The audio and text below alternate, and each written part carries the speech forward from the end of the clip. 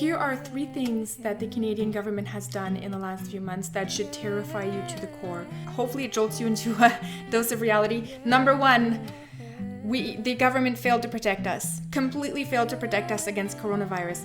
Number 2, they tried to take over unlimited taxation for a period of 2 years. And number 3, they capitalized on a mass shooting that just happened to take away the rights of illegal gun owners specifically. So, if that was it, that was your 30 seconds. Thanks so much for watching. If you have a little bit more time to spend with me today, that is fantastic. I will detail those 3 things just a little bit more to give you a bit of the rationale behind it. And when I say terrifying things, I'm not trying to be all clickbaity.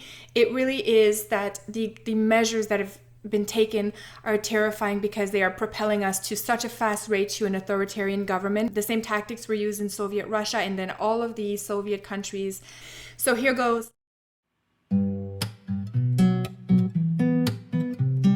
Do you remember back when we started hearing about coronavirus?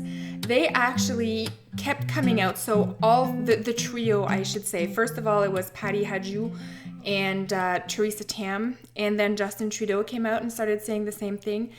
But they were all saying the risk to Canadians is low. We have taken measures at the airport to take people's temperatures. We are asking people to self-isolate when they return to Canada from abroad. But the risk to Canadian remains low. I don't know if you guys remember that. I heard it so often that if I ever get senile and I'm like old on my rocking chair, I'm gonna say the risk to Canadians is low. Like that is how often it's burned in my brain. So yeah, it's not true. The risk was high. The Canadian government actually came out recently, admitted that they knew that the coronavirus was a serious illness, a high transmissibility rate, and very devastating to the human body if you actually contracted it. So they failed to protect us. And they had the opportunity to close the borders. They didn't. They said, if you close the borders, you're racist because a virus doesn't know borders and you racist bigot, shut up. And then when the coronavirus was here, they had the chance to isolate the people that were sick and help them and help the old age homes, but they didn't. They did nothing. They said the risk remains low until the risk was too high to hide that it was high and not low. And then they actually came out with draconian measures. So they actually made the whole situation far worse. So we already had a very, very terrible disease to deal with. And then they went and they collapsed the economy, which in my opinion is far worse than what the disease could have done. I'm one of those people who have followed the medical professionals on what, and the real ones, like the YouTube ones, the ones that are not paid by any government or the World Health Organization. And those people have been saying for a long time, high transmissibility rate, human to human transmissible, like you can catch it if you're up to 12 feet away. So these doctors knew, and now there's evidence that the Canadian government knew because there was a report from the Army that was provided to provided to the Canadian government, and the Canadian government did nothing. They did nothing to protect you, and now they've collapsed the economy as a result of it. So they took a bad situation and they compounded it by making it worse. So now people who don't have the coronavirus have a job loss. So which of the two evils would you prefer having? It's a very tough decision, and it's terrible what's happening. But the collapse of the economy isn't doing anything really to help the spread. There were other measures that could have been taken far earlier on when the government knew that would have helped. So when they say the risk is low, it wasn't. It was a lie. They knew it was. And now they've used this whole thing as an excuse to lock you in your home, put you in isolation. Nobody goes out anywhere. Sunday morning is every day for all I care. So the second point that we have here is how they've tried to take over the taxation. So remember about 2 months ago, a couple news articles came out with it saying, hey guys, tomorrow in the Canadian Parliament, they're going to debate whether or not they allow Justin Trudeau and Bill Morneau to take unlimited taxes from Canadians over the next year, 2 years actually. So it was all the way till the end of 2021. The Conservatives went in, they voted it down, so it didn't pass. But you should be terrified by the fact that they even thought that. That was even an actual thing that they're so arrogantly confident about that they actually verbalized it. Anybody who's been in a communist regime knows that once you tax people so high, people just don't work. Why would you go to work if the government is taking 90% of your taxes, of your income in taxes?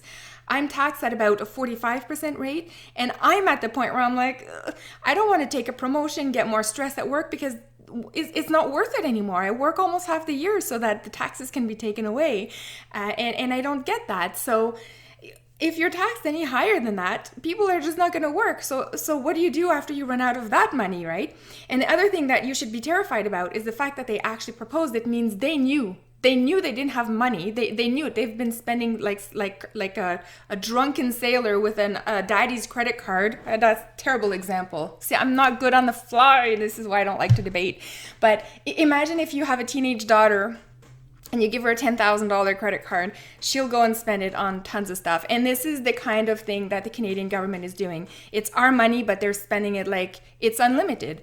So when they do this and they want to take the taxes from you, it means they know they're running out of money and they won't have the option. The next option is maybe to do more fines for people. So maybe, introduce bylaws across the Canadian cities to make things that were okay before now to make them against the bylaw as an excuse to fine you, to collect more money from you. That could be a little bit more widespread, getting money that way. But yeah, the fact that they want to do this, that they want to actually take your money for longer, more of your money, unlimited of your money, serve the country, comrade, serve the country.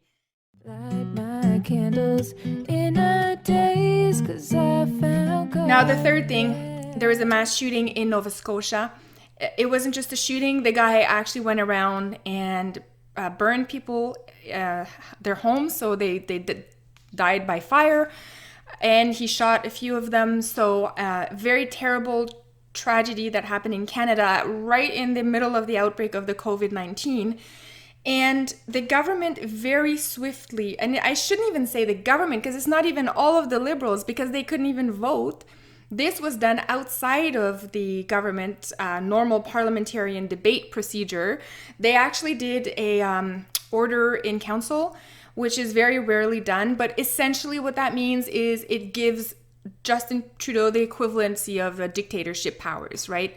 So what he did with that is he took over legal gun owners' rights. And whether you believe in gun ownership or not, or you don't like guns, or you have guns, or whatever, wherever you stand on the actual gun issue, you should be really alarmed at the fact that they can just unleash on Canadians the determination without any vote, without any democratic process behind it. They can just decree. They're going to decree to you what's going to happen, and you are just expected to fall in line and go along with it.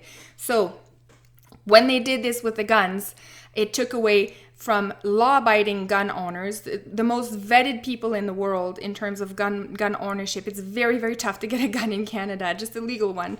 You have to go through so many hoops, so much licensing, so many background checks. And they took away the rights of those people who had actually acquired those firearms legally and lawfully.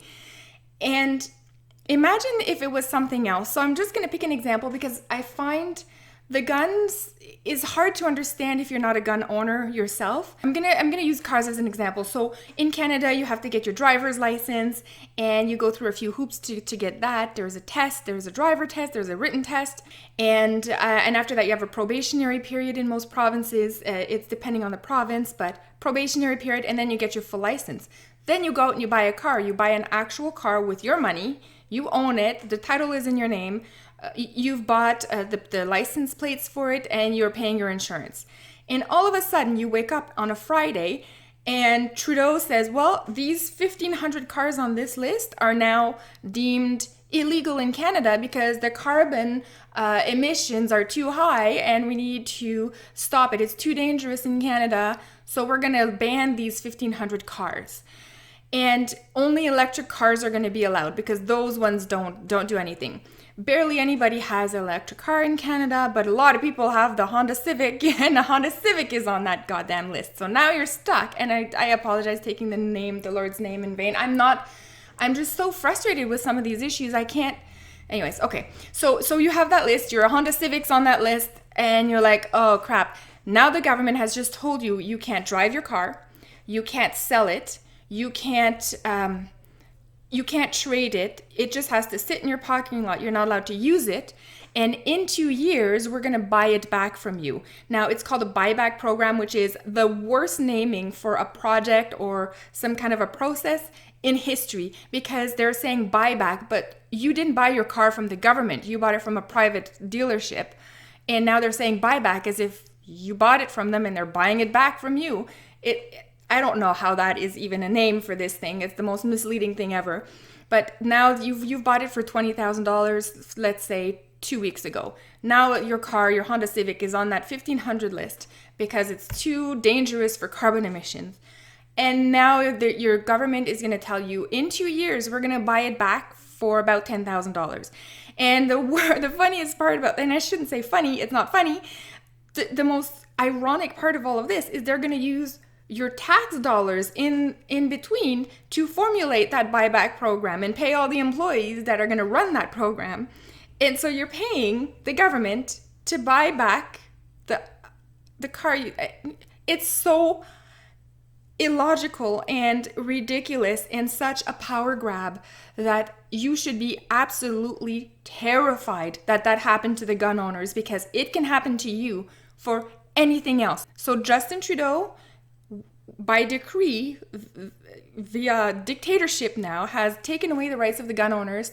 And that means they can take away your rights at any point, for any reason. That is why people don't like dictatorships, because there's too much power. And this is exactly what Trudeau did in Canada. It is absolutely mind-numbing. If you told your grandparents that in 2020, legal citizens are going to have their stuff removed from them, they would have been like, no, that's not the Canada we built. That's right. That is not the Canada we built. And we have to make sure that we oppose Trudeau on these things. This is why I wanted to give an example of the car, because that's how I am able to process this. Even though I don't operate firearms, I understand what is happening to people who do operate firearms. It's the removal of their rights. And it should alarm you, because remember when we were talking about the taxes a little bit earlier on in this video, where they tried to get your unlimited taxes? Well, now they could actually turn back around and do this by decree. By decree, we are withholding all of your taxes, 90% off of every working Canadian. Come on, comrade, for the greater good. Do this for the fatherland, right? So you should be appalled. You should be terrified with the way Canadian government is running the country, with where they're headed, and all of at the same time lecturing us that the risk is low, tanking our economy, taking away our rights at the same time. What's next? What is coming next? I can only imagine it's about to get a lot worse, because as they run out of money and they run out of the possibility to take my tax dollars, I don't know what they're going to do next. Print money and collapse our economy further. Let me know what you think, guys. That was it for me today. Go be terrified, have nightmares. I'll see you in the next one. Cheers, guys.